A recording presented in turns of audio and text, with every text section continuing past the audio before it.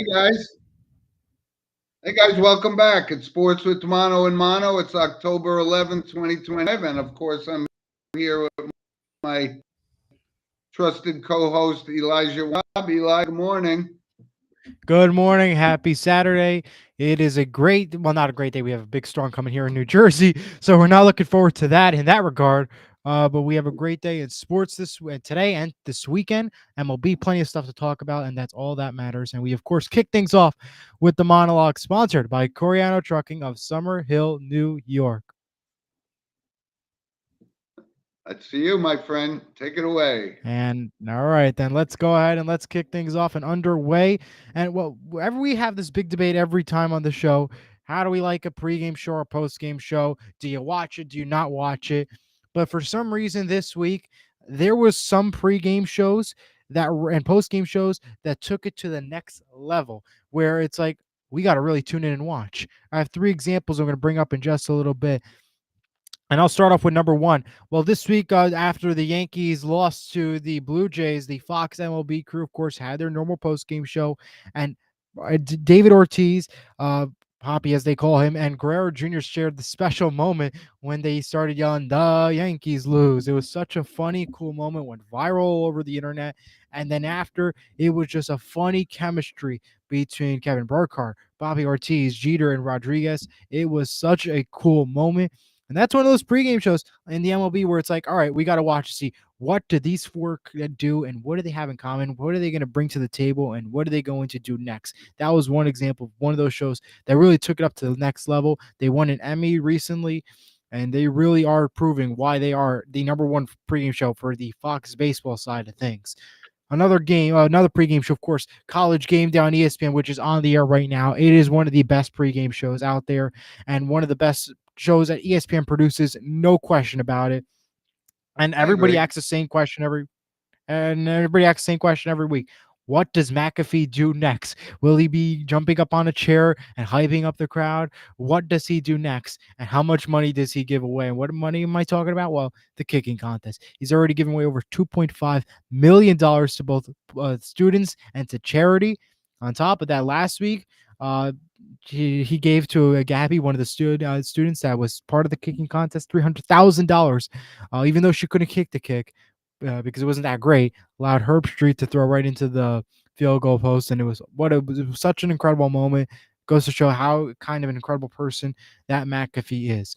And of course, the best NBA pregame show of all time is back, and it's coming back to ESPN this time. And I'm talking about Inside the NBA. Although TNT's contract is up, Inside the NBA and ESPN will be a thing. They'll get at least 20 games, both on ABC and ESPN, starting from October, some of their marquee games. And they'll get an hour post game show and about a hour pregame show produced by TNT on ESPN content, one of the best out there. And these are examples of the three best pregame shows and postgame shows out there, and why, maybe we got to start paying attention more and more often to these shows. And you could have a different feel and take about these shows, but these are shows that we want to watch as fans, and they're helping to grow this game in a whole new level. Well, let me ask you this. Who's the NBA? Is that Shaq still and all those guys? Yep, that's Shaq, Kenny, EJ. They're all the same. Nothing changes. Well, I wanted to bring this up because I had my brother in law brought I gave him a basketball going to meet Shaquille O'Neal, Yep, and he actually signed the basketball. So now I have a Shaq signed autograph. And by that the is awesome. way, That I like really. Shaq. He's an awesome I mean, and yeah. who doesn't like any of the guys from the NBA on TNT now ESPN crew? I mean, they really are some of the best of the best. I mean, they really produced. They won 21 Yeah. straight Emmys. They are the one of the best out there, and there's no question about it. And it's funny because you brought up because college game day at the game, and we're going to get into college We'll get to that in basketball a and all little those bit. kind of games. Yeah, but it's And early of out course, in Oregon. They went on it. It was only 6 o'clock in the morning this morning when I they know. were Well, going that's on. what happens when you're on the West Coast. You have to deal with that, like time Yeah. shift, time change. And I know that Herb Street's gonna be leaving on a flight mid-show, like he did last time they were in Oregon, because he's got to do the game, I believe, in Texas today. So he's got to leave Mm-hmm. early. So at that point, I don't know why he just doesn't do game day from Texas, but I don't know. That's just me. Yeah.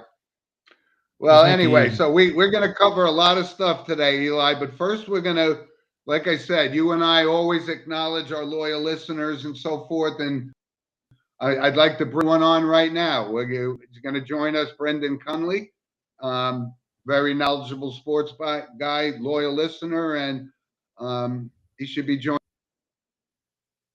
us shortly. So, Brendan, come on in. Yeah, he'll be joining us very soon. And of course, like I said, we have a loaded show for you coming up today. Of course, we'll have the MLB to talk about, the NFL, WNBA, the recap of that coming up in just a little bit. And we do have plenty more ahead. And of course, Brendan will be joining the show in just a little bit. And as always, feel free to chat Yep. in the chat box to the right on YouTube. Let us know how you feeling, what you want to talk about in terms of the sports world and wherever. We'll love to hear your comments, or of course, email us at sportsmonomano@gmail.com. And here's Brendan now. There he is. Hey, Good morning, Brendan. gentlemen. How are you? Morning. Doing great. Just it's an honor to be on Eli and Jim. I've been listening to the Monahan Family Sports Talk for 35, 40 years, and I guess we've come full circle. We have. Now everyone can enjoy our banter back and forth. But All That's right. it right. really is. It really is great to have you, Brendan. And I know you're very knowledgeable in sports and so forth. So I'm going to throw a couple things at you. Right? We got a loaded show today. Of course. So I want to get your take on, like I said, not only is it good in Major League Baseball and college football and the NFL, but it's also a big day in New Jersey for high school football as my St. Joe's and Don Bosco take on. What's your take on the high school football venue in New Jersey? Well, it's been quite a ride for the tide has shifted over the last 25 years. We went from seeing more integration with the publics to right now it's all about the private schools and parochial schools, and for good reason, right? And they have players. You know, you can't put a game on ABC or ESPN without seeing a kid from Jersey, specifically the powerhouses that we're talking. So it's been a minute since I've watched significant high school action, but I'm excited to hear your take, both of you, being that you're both parochial guys. I'd like to know who the main players are outside of the Bergen Catholic bubble that I keep hearing about, with the starting quarterback, ninth grader, son of New York Giants Ring of Honor Chris Snee. Yeah. Apparently, he's the real deal, not only in football but also on the diamond. He's the number one recruit coming. I know that he is a dual sport athlete, and Yep. Yeah. 5 stars. 5 stars. And when you see Brendan, like today, St. Joe's takes on Don Bosco, and the quarterback for Don Bosco is general manager of the Giants, Joe Shane's That's son. correct. That's Yeah. correct. Well, Who seems to have a liking to Jackson Dart, which has been a heck of a change culturally that I think that we're seeing with our own eyes right now, as we're seeing a quarterback for the Giants. Not to shift gears too much, but he has, as the kids say, swag, but as professionals would say, he has the footwork, the vision, the release, yeah. the ability to extend plays and to look downfield. And, I know that he is serving as a mentor for, I believe his name is Carson Shane, the quarterback for Don Bosco, Yep. being that, his father is in the business. Yeah. And listen, full disclosure. So Brendan played with my nephews and went to Wayne Hills High School. They've kind of been off the radar over the past 10 years, but they're starting to make a comeback. And to that point, I wanted to bring it up because we talked last week about Hall of Fame nominees for the NFL. And I wanted to get your take without a completely unbiased. We go down the list, and Greg Olson is first year nominee. Is Greg Olson a Hall of Famer in your eyes?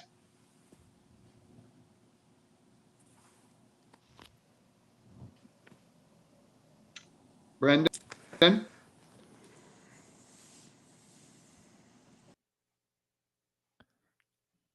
he'll be right back. There were some Mr. Con- technical difficulties. There we go. I think There there were- were some technical difficulties, and I was prepared to be peppered with a question. So if you could repeat it, I'd I love will. to answer. So I brought up that you're a Wayne Hills guy, and so we had the Hall of Fame nominees last week. Is Greg Olson a Hall of Famer in your eyes? Absolutely not. Agreed.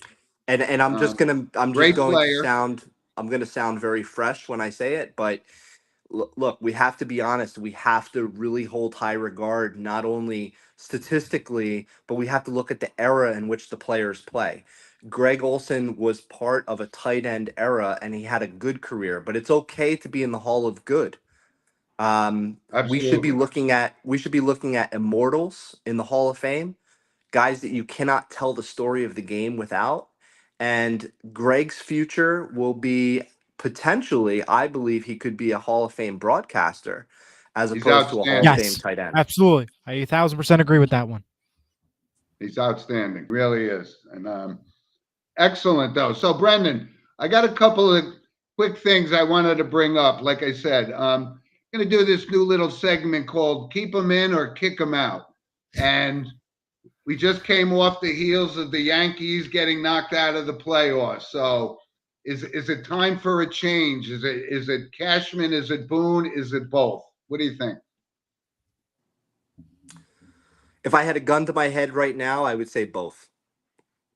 And the reason why I say that is I typically am on the side of managers, but what I see is a philosophical difference that the Yankees seem to have and what they used to have, which was a winning formula for October. Granted, I understand that Mariano Rivera was the greatest of all time, but when we look at this game and this league, do we have power arms? The answer is yes. You have power arms in the front of the game. The back end of the game is a toss up. We don't Yeah. the power bullpen that they talk about is not up to par in my opinion. And the other thing philosophically is that the execution of the small game does not work with the Yankees. I believe the Dodgers called it last year Yankee ball, which is put the ball in play and watch the circus on the field. And that's essentially what we're seeing. And I had a long conversation with Jim, Eli, and I want to get your take on this too, is that I'm typically in defense of the managers, but what we're seeing in October is you're seeing that execution take place on the defensive side of the ball, like the Dodgers, covering that wheel play on the bunt, the controversial bunt play. Last night, we saw a guy who came out of the game after 99 pitches, who's a generational starter. We're seeing if you put the bunt down and you get the bunt down late in the game and you move the runners, you're drawing the infield in and contact wins the game. Philosophically, the Yankees don't have that. They're an all or nothing offense. Statistics look great, but situationally, no. And I would have to agree with you 100%. I think it's on the manager, and All I right. think it's time for Well, Boone to hit the road. And I think that's just the bottom line. I mean, this and is when year you after get year it, they make the playoffs and I appreciate both. They can't execute. They can't go far. Yeah, and Go it's ahead, Jim. always tough to pinpoint it on a manager. I think, if you look at his overall bucket of work, the guy averages 95 wins a year, but we're not getting to that finish line, and we have a great player, so you can question a lot of his managerial decisions. Mhm. And I've kind of defended him for a while, but you know what? I'd be happy if they replaced him, and I think my choice of managers would be Don Mattingly. But doesn't it start at the top though, Jim? I mean, Yeah, I when think you pump out 95 wins consistently, but you're not winning in October, what's the formula for October? And I'm not sure the Yankees have that. Saying that all isn't the along. general manager doing his job to get a team on the field that can win 95 games, and the guys that don't Sure. hit. Sure, but what happens in October? Exactly. October is when the Yankees don't execute at all. And really, and I'm happy that Strikeout Aaron home run only goes so far. Exactly. And I was talking, one player that I've been stressing about on the show was Aaron Judge. I've been saying that all along. Finally, this year, he did something. If the Yankees would have went far, Aaron Judge would have been the star in this show. But Can I ask a question? go ahead. Jim, how long have you been watching Yankees baseball? My entire life. Okay. Are we calling Judge's home run clutch, quote unquote clutch, in the fourth inning of a game? Is that how low we've come as a society, that we're looking at fourth inning home runs as clutch home runs? I mean, we are. He had I a know. very good And series, and it's a shame that we're looking for the word clutch in the fourth inning. That is a fair point. I I think because everybody understand that. wanted to see him I finally do understand. something, because he doesn't do anything in October. I think that's why everybody was saying that this was a clutch move. This was awesome to see him do something, because he does nothing in the postseason. This is the first time in a long time we've seen Judge wake up finally and do that type of Mhm. home run that we haven't seen in a long time in October from him. Well, it's certainly I not going would to go down as the Aaron Boone moment, when No, that was a absolutely, no clutch, question. right? Yeah. All right, Brendan, I got another one for you. So keep them in or kick them out. And now things have changed over the past couple of weeks, because I defended Brian Dable for a while as the head coach of the Giants. And now we have Jackson Dart, a new era. So the kind of, it's deflected a little bit of the criticism away from Dable. Keep him in or keep him out, regardless of what happens this season. I say kick him out. Yeah. And the Yeah, reason I why think I his say that time. the reason why I say that is because I believe that the Giants, despite probably their biggest regular season win in maybe Long 10, time. 11, 12 years, I would imagine, I Yep. think there was a very damning comment that was made about Dable that I think deserves more highlight and recognition, and that's the breakdown of Ryan Fitzpatrick talking about Daniel Jones's game and the Minnesota Vikings offense. I know that he was there for a cup of coffee. They were talking about Kevin O'Connell's play designs versus Dable's, and it was excruciatingly concerning to hear a pro quarterback's take who played in the NFL for 15 years about how basic the Giants offense looks compared to the Minnesota Vikings.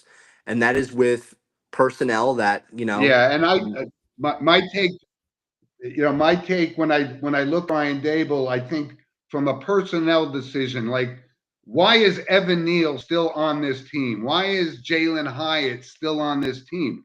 And then, so Andrew Thomas gets hurt, and they bring in this guy that looked like he never played left tackle in his life. And those are the decisions, those personnel decisions, I think, are really what's driving me to say, I think Dable's time has come. I I agree. Go ahead, Eli. No, I was going to say, I 1000%. I think his time is gone, because this is a team that's wishy washy. One week you beat the Eagles, like this week, 34-17, but last week you lose to the Saints 26-14. How could that be? I mean, this is just, it goes to show the coaching has changed. And I think a lot of it also is on management too, the ownership. I mean, we saw what happened in Hard Knocks with Jaden Daniels, how they didn't choose Jaden Daniels, how they went for another player. But it's just I the can live with simple that, Eli. decisions. I can live with that because I firmly believe that Jackson Dart has the makeup to be a top tier NFL quarterback. Like I said in the beginning of my segment, the way he moves the pocket, I know we've seen a very small sample size, but his eyes are downfield. He has a very quick release. He seems to have command of the offense, which I love. The 5 turnovers in the game at New Orleans, this is part of the growing pain. But in this league, when you look at the successful franchises, you are looking at tandems of ownership, GM, head coach, quarterback in that order. And if Mhm. you have disequilibrium in any of those areas, you're going to have a breakdown. And what the Giants have is, in my opinion, they have ownership that is, the Mara family. You can't tell the story of the NFL without them. However, he has been very involved in personnel decisions, from what I understand. I think you have a GM and a coach that sold themselves to the Giants franchise saying, look what we did with Josh Allen. No, the answer is look what Josh Allen did for you.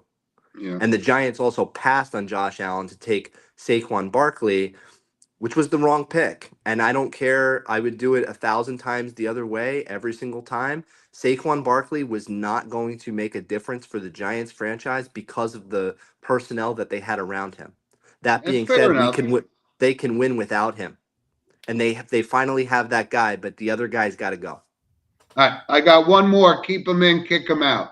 And this is college football, and we've seen this guy, James Franklin at Penn State. They've had this team that's on the verge, and yet he can't win those big games. Is it time for Penn State to No, cut bait on this?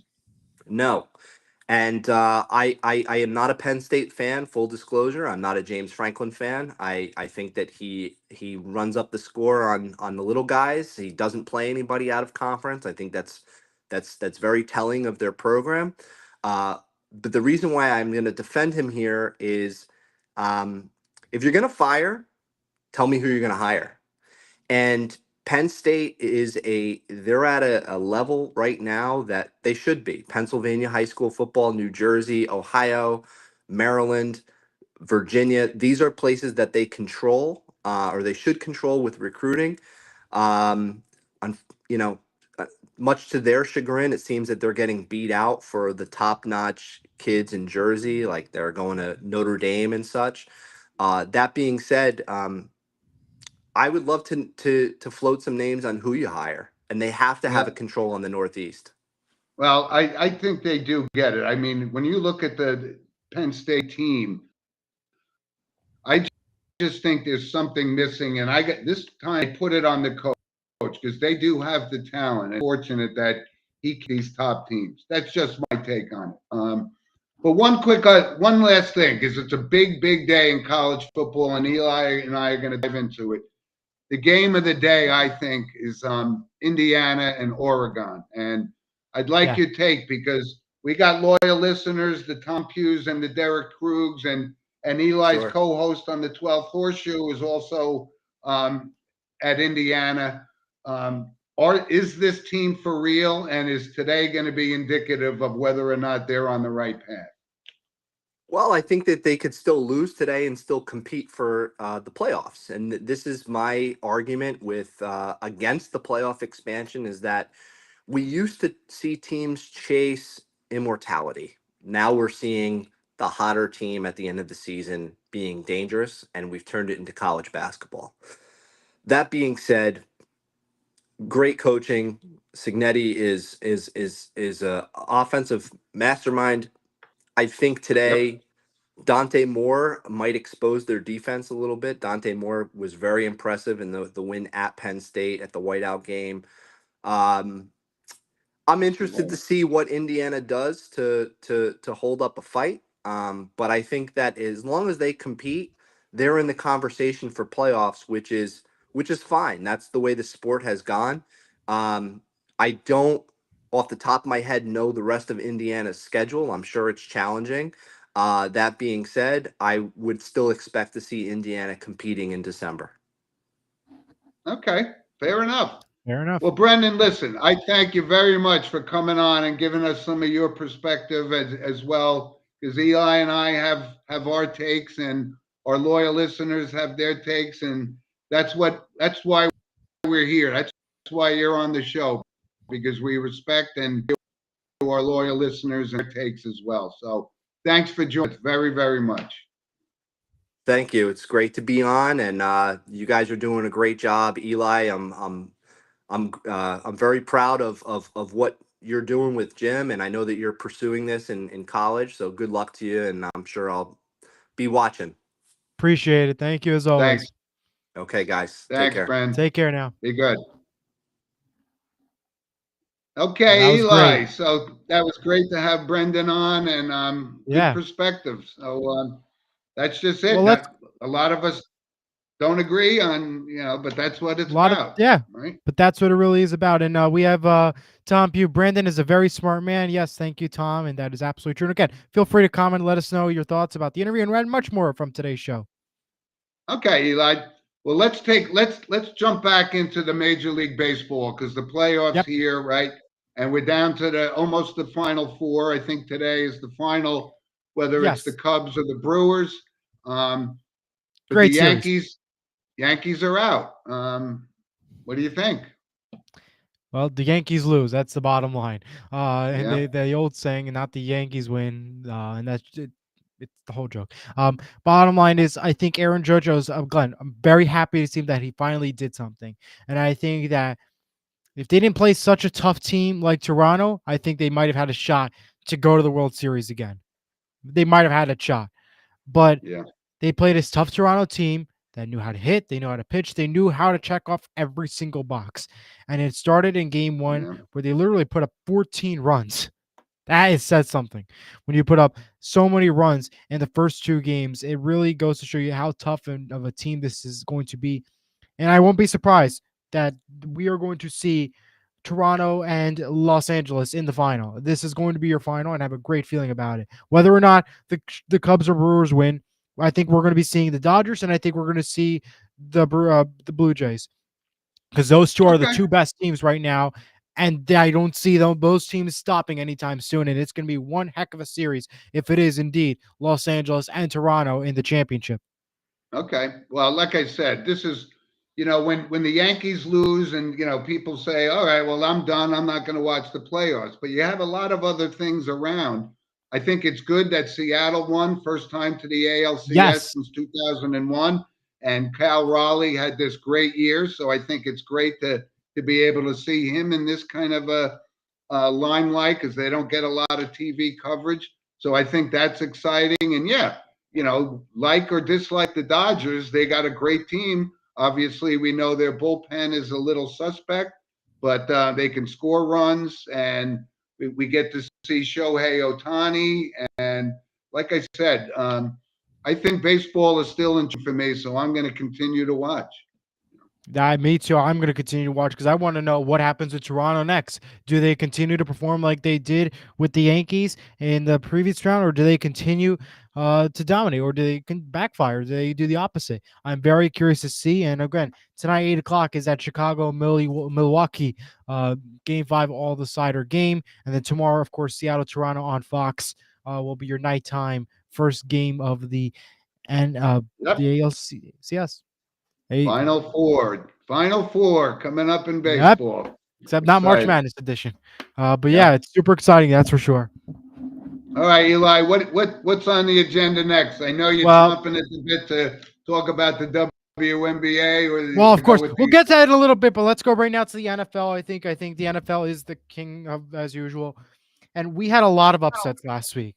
We are going to go through some of the upsets, of course. We Mhm. had Los Angeles. They lost to 49ers on Thursday night in overtime. Los Angeles was favored in that game. The next game, Texans beat the Ravens 44-10. A big upset. What is going on, Baltimore? I'll continue get to you in a second, Jim. Another one, we had the Eagles losing to the Broncos 21-17, and another upset there. We had the Saints taking over the Giants 26-14 and an upset there. Another upset. I'm going to go down the list here. The Titans, they defeat the Cardinals by a point 22-21, which was a big surprise there. And then Sunday night football, the Patriots beat the Bills 23-20, and Jacksonville beats Kansas City 31-28. The list of upsets last week were insane. It really was insane. And a lot of questions that need to be asked, specifically for the Baltimore side of things and even the Philadelphia side of things. Losing a lot of games. Again, Lamar Jackson out for the Ravens does not help a bit. And for the Philadelphia Eagles, boy, there are Yeah, some questions that need to be answered. yeah. I think the biggest surprise, as you mentioned, is Baltimore and what's going on there. They look like they had the best defense in the league, yet they're giving up the most points, and they can only go as far as Lamar Jackson will take them, and he's out now. So they're struggling at four. That's probably the biggest surprise at the first quarter pull of the NFL season. And then Yeah. again, you have teams like the Jets, 0-5, same old Jets. We talk about this week after week after week. And they're in London tomorrow against the Denver Broncos. And, I think Bo Nix is turning into a legitimate NFL quarterback. And I think the Jets get on the plane leaving London with an 0-6 record. And I think if they Frustrating do for come Jet back, fans. If they lose and they don't win, if they don't lose close and not play good, I think there's gonna be some coaching changes. There's gonna be a lot of field changes. There'll be a lot of changes heading into week number 7. That's for sure. There'll be some Yeah, changes. and that I think the really feel good story in particular for Giant fans, because I supported Daniel Jones for years, and this is where I brought up with Brendan about Brian Dable. You know, the personnel that he had, he didn't have an offensive line for his life, and now he's got a decent offensive line in Indianapolis, and he's playing like the quarterback I thought he was, and I'm Unbelievable. happy for him. I really I am. really am. And like Really I am. said, this is a potential Colts team that is a Super Bowl team. Right now, they are one of the best teams in the AFC. It's crazy to think about. I mean, Yeah, they are really Super Bowl contenders. Like if the Super Bowl ended today, if the playoffs started tomorrow, I would 1,000% say the Indianapolis Colts are going to win the Super Bowl or have a shot to at least make it to the Super Bowl, considering what we're seeing right now in the AFC right now. well, the AFC is still pretty tough with um, a Yeah, road but to the Super Bowl, but yeah, I'm happy for but Jones. I'm very happy for Jones. But I want to go back to the AFC and with your point though. But what do we talk about in terms of tough though? Because right now this Kansas City team isn't the Kansas City team that they usually are. Technically, Denver's right now better, quote unquote, in the AFC West. And Yeah, the Chargers lost last week, if I'm not mistaken, they lost last week to the Commanders they did. 27-10. So you can minus them out. And if you look at the AFC side of things, right now it's the Buffalo Bills. But even them, they just lost the Patriots last week. So and they're never this playoff team that goes far, even though they make the playoffs. And then what else are we left with? You can't mind. You have to minus Pittsburgh. You got to minus the Bengals. You got to minus the Browns. Who are we left with? Not much. You really are in Mhm. jeopardy. Really. No, they do have a legitimate shot at getting there. And you just brought up the Patriots. Think what a difference. You know, this was a year too long. I don't know why they didn't hire Mike Vrabel, the Patriots, you know, before they Right. hired Gerard Mayo. But they fixed that. They knew it wasn't the right thing. He's a great coach, and I think that he's turning the Patriots into a really decent team. For the past few years, they've been awful. Mike Vrabel is certainly a difference maker there. No And one question. other And note, Eli, I wanted to bring up because you know, we talked before the season, and when the Cleveland Browns named Joe Flacco as their starting quarterback, I said, you know, the guy's 40. He's been done for 3 years. He comes in, has a couple of good games, and now he gets out of Cleveland, goes because Cincinnati without Burrows is, you know, no good. So he gets another life, but you know, there are other quarterbacks in this league. I don't think why Cincinnati's not going to go to Cincinnati and turn them around until Joe Burrow gets healthy. It's crazy. it really is. I Got a mean, great agent. it's crazy to think about. And this Bengals team too. I mean, they gotta rely on Joe Flacco now. They can't win a game without Joe Burrow. It is sad. It really is sad It to see is. what's going on down there. And I want to bring up two other notes. First off, as I mentioned before, with this Giants game last night, the night before with the Eagles, how about that performance from Cam Scatterbo? I mean, what a performance he had! Really was an incredible performance, and I think he is going to be definitely doing something for sure for this Giants team. And I like this new connection between Dart and Scatterbo. They got a big future ahead for this New York Giants in They terms of those two players. they do. He's become a fan favorite already. Both him and Dart. It's great. I think No it's great for the Giants. question about it. And one other note I want to bring up. How about this Jacksonville Jaguars team? They beat Kansas City at home 31-28. They are right now up there for competing with the Indianapolis Colts, something that we never thought we would happen in that division. And now it looks like it's going to be a tough competition. And it's going to be coming down to the final stretch of games to see who's number one, who's not number one, because this Jacksonville team is really good right now. And you have a really good Indianapolis team right now. This would be such a great division, which nobody thought would be a great division this year. It's very interesting to see. I know, and I've been very critical to Trevor Lawrence. I didn't think he's maturing into the player that he was supposed to be, but he's starting to look pretty good now. So sometimes it takes a couple of years for these guys to mature and get acclimated to the NFL. Absolutely. All We right, do have a couple Eli. notes though. I want a couple comments. Sorry, we have a couple comments I want to get to real quick. Joshua says, "How about the San Jose Sharks blowing it big time?" It's the Sharks for you. Well, it's a little early in the season. And finally, he says, Jake Browning was doing good, my man. I'll put I it back know, up. but he's actually has been doing good. He did pretty good this year, but he's throwing a lot of interceptions. So, the Bengals have said we've seen enough of Jake Browning. We're going to bring in Joe Flacco. That's on Zach Taylor. I don't know what he's thinking. All right, All and I right, think it's Eli. time So I for the know this is moment. your It's the moment everybody's been waiting for. this It's is the your reason why everybody comes to watch the show every moment. Saturday. It's the only reason. And let's throw it up there. That standing chart. And Jim, 6-11, and I'm at 11-6. Not the best record for Jim this year. Oh, and here's the confetti to celebrate. For me, such an exciting moment. Hey, But I'm taking my medicine. yeah, I take my medicine here. I give you your props here. So, yeah. So and by but the way, just remember, is we're only 5 games into the season, so don't take that crown off my well, no, head no. just I'm gonna yet, keep her fella. because it looks like I'm gonna win again this week. By the way, you went 1-2 last week. I went 2-1 in our picks for last week's show, and of course, we got another 3 Yep. games to pick this week. We'll get rid of it. We'll put it back up there. All right, so let's go. What are our picks? So who's gonna start it off for us? All right, go ahead. I'll give you my 3 picks. Okay, and then I'll go. That's fine. Arizona, Indianapolis, right? And I think it's pretty clear cut. I'm not a Kyler Murray fan. I don't even know if he's playing, so I'm going to take Indianapolis.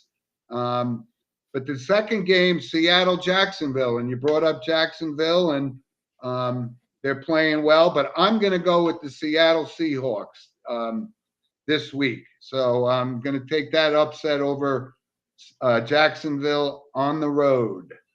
And this isn't a cupcake game because kind of both teams stink, Right. but Tennessee and Las Vegas. And I'm going to take Las Vegas. I mean, I don't Ooh. know. I don't think they're a great team, but I don't think Tennessee is any better. So I'm going to take Las Vegas. So I got Indy, Seattle, and Las Vegas.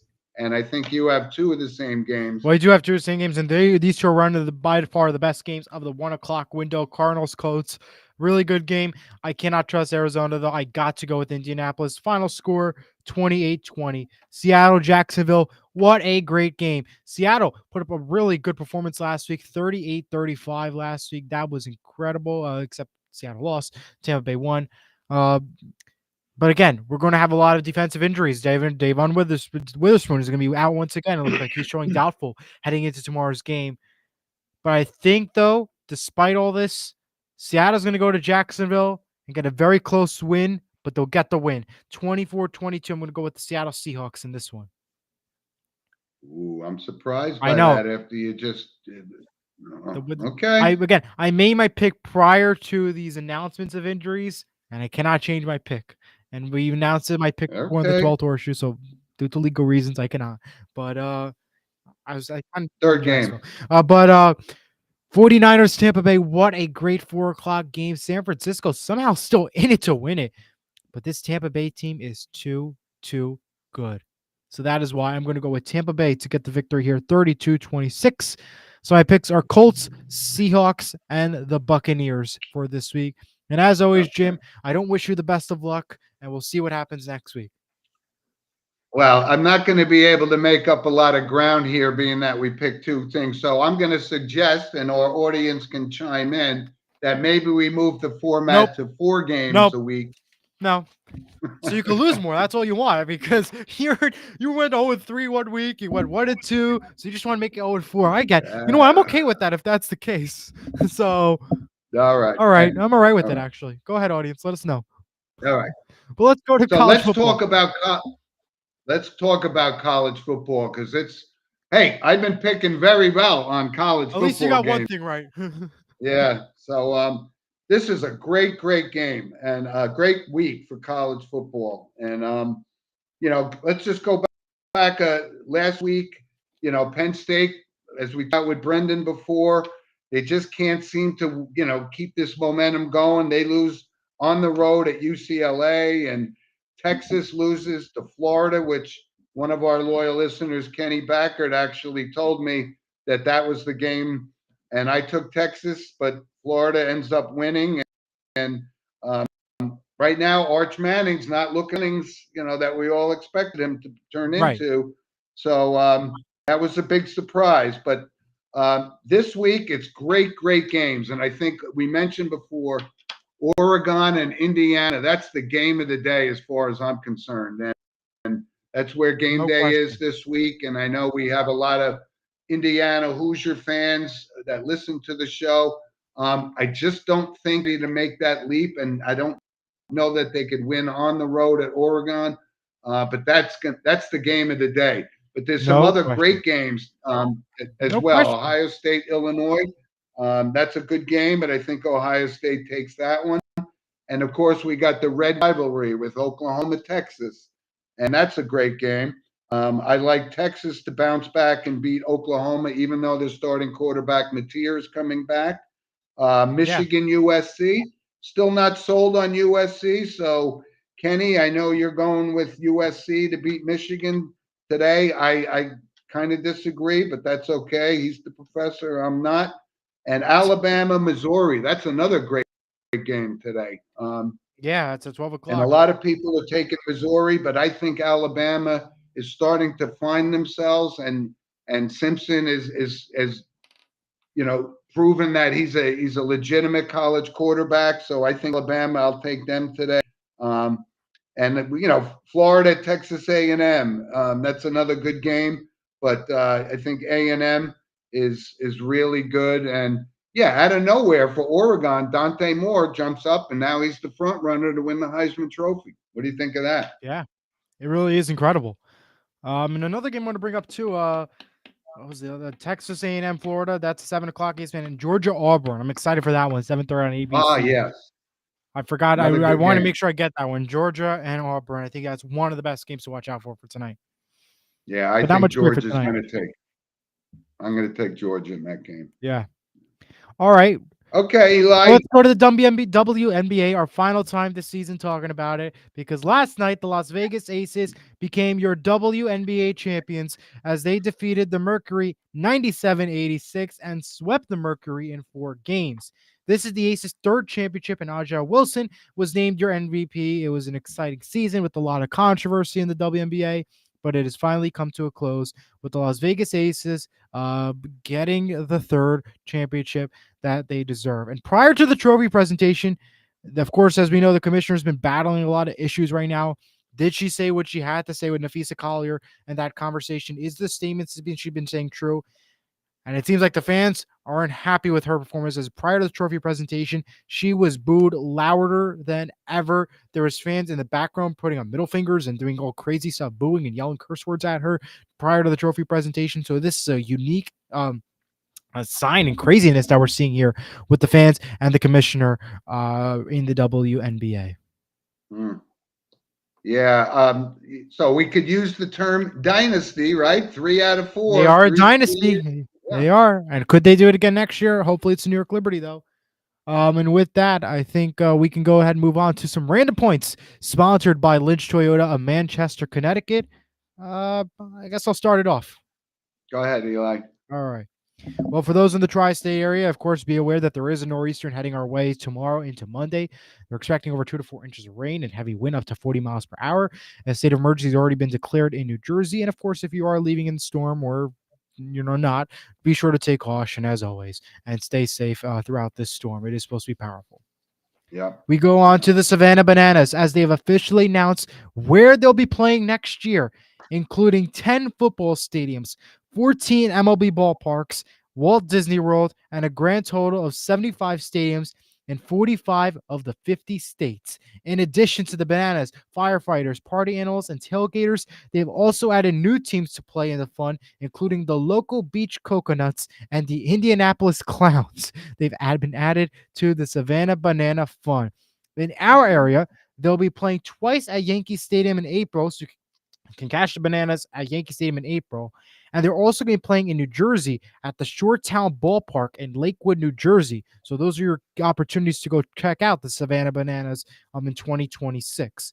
Similar to baseball, they'll begin their season in February and go all the way to September, and the championship being in October. So an exciting season ahead for the Savannah Bananas. So be sure to get those tickets because they will be running out fast. Yeah, and by the way, if you're interested in that, and because I've been to some games at Lakewood, it's a really nice stadium and it's a fun atmosphere. And I saw my nephew play minor league baseball there, so that's awesome. That's awesome. Yeah, really good to see that they're coming to Jersey too. Really exciting. Bring some life to Jersey. All right, we go now to this. Connor McDavid re-signs with Edmonton for a 2-year, $12.5 million deal prior to the NHL season getting underway in full swing. We move on to LeBron Put that James, up. who's I expected. just want to touch base. Go Go ahead, Eli, finish up. No, go ahead. Go ahead. What were you have to say about that? No,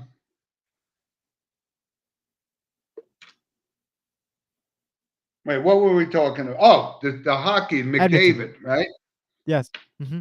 So we talked about this. Kaprizov signs this biggest contract. So I was thinking that this is going to change the bar, but yet Connor McDavid signs with the Oilers, to my point where I said, I think he wants to win a championship with Edmonton. And that's why he took less money to sign this contract. I think there's no question. Keep an eye on the salary cap issues in the NHL, because that's a barometer for the way things are going. No question. And we have a couple more notes. LeBron James is expected to miss the start of the NBA season due to an injury to sciatica on his right side. Not much else new. Eric Spoelstra has been named head coach of Team USA men's basketball. And finally, SNL is all new tonight with host Amy Poehler and musical guest Role Model. So be sure to check that out tonight on NBC. And that's my random points. Jim, all yours. Yeah, I got a couple. So crazy story with this Mark Sanchez situation. Oh, yeah, I didn't even want to bring it up for those reasons. Yeah. Well, but yeah, you bring it up. Here's a guy that was, reinventing himself with a career in the broadcast booth, and he just goes sales, and he's done in the booth, obviously. So what happened there? Who knows? Well, now he's got felony charges. That's what happened. Yeah, I know. He's in. So Jason Tatum, and this is interesting because he's now the chief basketball officer at Duke University, which is interesting because I think what that means, maybe he tore his Achilles last year, and maybe he's not progressing as fast. He may actually miss the entire season for Boston, which doesn't spell good for them. That's for sure. And he's he's a great player. I know some people disagree that he's not a top 5 player in this league. I think he is, and I hope he bounces back. And a quick thing, we talked about this story came out that the Knicks tried to see if they could trade for Giannis Antetokounmpo over the summer, and it didn't work out.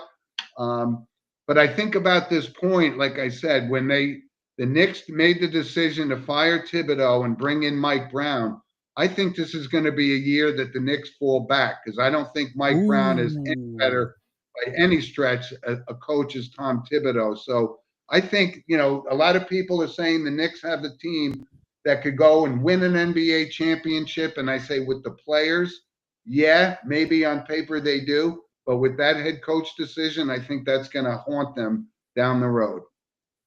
Yeah. And, one other thing. On ESPN, and listen, I certainly appreciate the talent it takes to drive these Indy race cars, but on ESPN Formula One, I can't sit there and watch more than 3 minutes of it. I mean, I don't understand. And listen, people enjoy it though. People enjoy watching Formula One racing though. It's exciting apparently. I haven't watched a game, a match or race or whatever, but I have to maybe, I guess, because there's a lot of excitement for the sport and for racing, and I gotta maybe get into it. I know, but I did try. I said, let me sit here and see how long I could watch these guys go around. But you know what? At the same time, it's like golf. except racing is fast paced and they don't stop. Golf, it's hold on. He lines up. You wait 5 hours till the ball goes into the hole. It's really the same thing if you think about it, except one's fast paced, the other one's slow. Funny. Very good. I have to bring the energy of All the right. Anyway, the so show.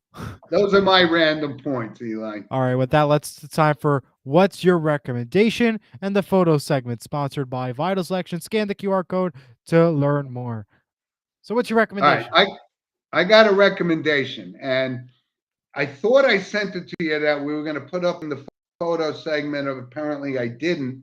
We had Brendan Connelly on, and I can recommend that if you haven't had an opportunity to go see a West Point football game, do it because it's so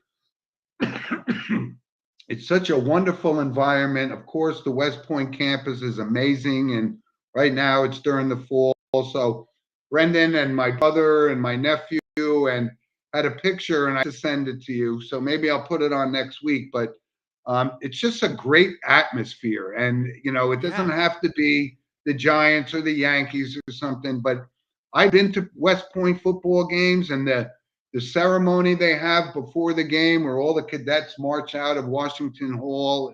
It's just spectacular. And I I'm know sure it Brendan is. had a great time at that game. And he was with the last year's starting quarterback from Army. So what an environment. That's my recommendation. If you haven't done it, do it. All right. Well, I'm going to continue the trend for the food trend, and my restaurant pick for the week is going to be the Cheesecake Factory. Can't go wrong. Uh, Decent food and good cakes. I've been there. It's good. Yeah. All right. Yeah, It's it is. actually good. Yeah. A little All right. Well, expensive nowadays, but what it's isn't, right? too expensive. What's not expensive? We'll go back to that one another day. Let's go now to some photos and videos. All right, Eli. So listen, I wanted to bring this up because as we're going to bring up our production next week, we're going to do an 8 a.m. show next Yes, Saturday. indeed. And part of that is because we're doing a bench dedication for my little brother, Stephen. I actually checked it out and very excited. A lot of his friends and are going to be there to honor this, and he'll forever have this bench at the Oakland Recreation Field, and that plaque will be on That that is bench. awesome. So it's great. Looking forward to it. And I got a chance to go to my grandson's football game last week, and that's me with him. What a game he had, and it's my granddaughter as well. So it's always wonderful for me to see them in person and watch him play. It's great. Now, this is Derek Cruz having a pretty good vantage view of,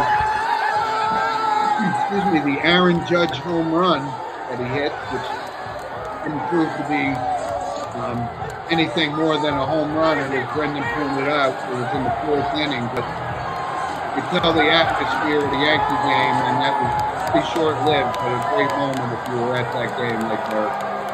Wow. That is the excitement that I'm seeing from the fans, from the Derek and everybody. That is so awesome. I mean, wow. And it goes to show you how crazy it is when you go to a Yankee playoff game. It's like a whole new atmosphere. Wow, that is awesome. Yeah, that was a great game. And as I brought up before, like I said, I love all facets of football. And this is my grandson playing in Wayne last week, and it's just exciting to see. These are the future guys in the high schools and the colleges, and you know what? They may even be a future pro on this field You never right know. now. And if you zoom in, you could see my grandson's number 15, and in this particular play, he reminded me of Jack Lambert. Watch the play here. Comes up and makes the catch. All right. Awesome. That is awesome. And Derek chimes in. He says, good morning, Jim. Tuned in at the perfect time. You got that right. Yeah, and I know he's excited about his Indiana Hoosiers today. So good luck there. I don't think you're going to be happy at the outcome, but we'll see. Thanks for joining us. All right. We do have some Okay, notable Eli. passings. We have a lot this week. Yeah, go ahead. Start us off. Okay, John Lodge, a singer and a bass player for the Moody Blues, has passed away at the age of 82. He was born in 1943. Yeah, Moody Blues, gotta love them for sure. Of course. Mike Greenwell, the Red Sox Hall of Famer, has passed away at the age of 62. He was born in 1963. Let me put a couple of quick points on Mike Greenwell. And Okay. he was he's a lifetime 303 hitter for the Red Sox. And when you talk about the Boston Red Sox, you think about left field. You had Ted Williams, and then Carl Yastrzemski, and then Jim Rice, and then Mike Greenwell. And he played 12 seasons for Boston. Had a great career. Was second in the MVP back in 1988. Lost out to Jose Canseco, but Mike Greenwell was a tough out for the Yankees to get out when they played the Red Sox, and he had a great career. Good player. Yeah, and the last one I have is Sister Jean Dolores Schmidt, who has passed away at the age of 106, born in 1919. What a life she had in the face of March Madness for Yeah. sure. Yeah, no question about it. As a matter of fact, she was the chaplain for Loyola of Chicago, and yeah, she took the country by storm with her charm and grace during the March Madness run back in 2018. And yeah, 106, pretty good life right there. Yeah. Before we continue with the no passings, we have a couple comments. Derek says Indiana wins by 7 is my guess. Tom says we're going duck hunting today, baby. Go Hoosiers. And Derek says, let's go, Tom. Hoosiers got this. Good luck, guys. I'm pulling for you. I'm just Me too. saying this is a big but it's tough been a really test. tough game, though. I agree. And go ahead with All the right, no I got a couple. Chris Draja, who was also one of the founding members of the Yardbirds, which Eli, you may not know, but it was even a little bit before my time, but a great rock and roll band with Eric Clapton, Jeff Beck, and all those guys. He was 79 years old. From kind of not a great, not notable in a sense, but a notable in a sense from a historical perspective, Sarah Jean Moore, who tried to assassinate President Gerald Ford at the time, one of those Manson crumbs. But she was 94, spent her life in prison, which she should have done, but she passed away this week. And one I actually forgot to bring up, Eli, a couple of weeks ago. We brought up the Leroy Jordan, former great linebacker for the Cowboys.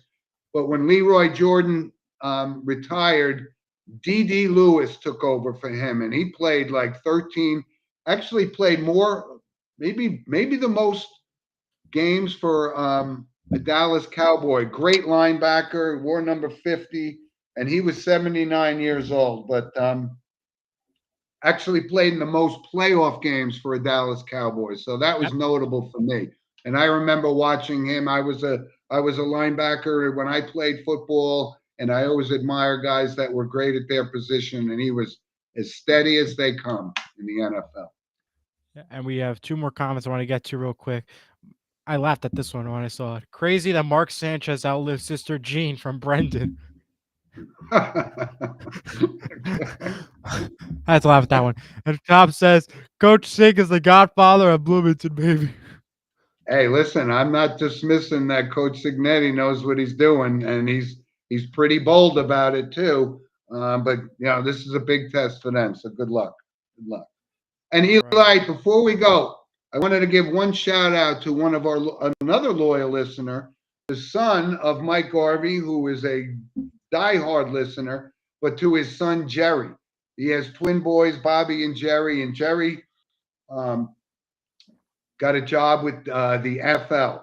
So he's out in Mount Laurel.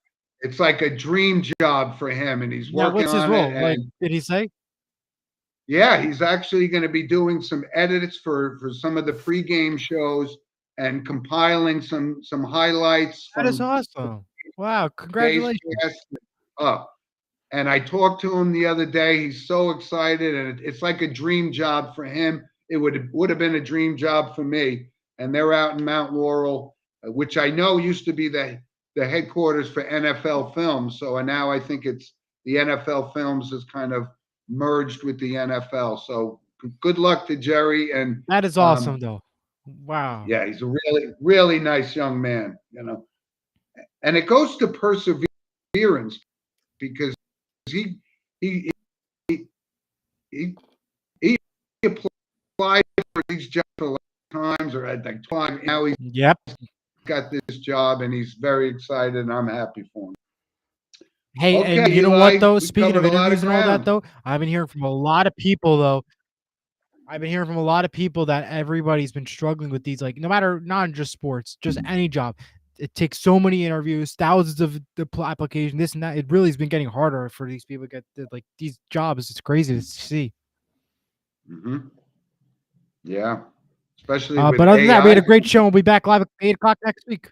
Well, Yep. AI is another argument. We got to have a whole show on that, but All right. we'll talk And about like that I another brought day. up today, Maybe that's the the game monologue is- next week.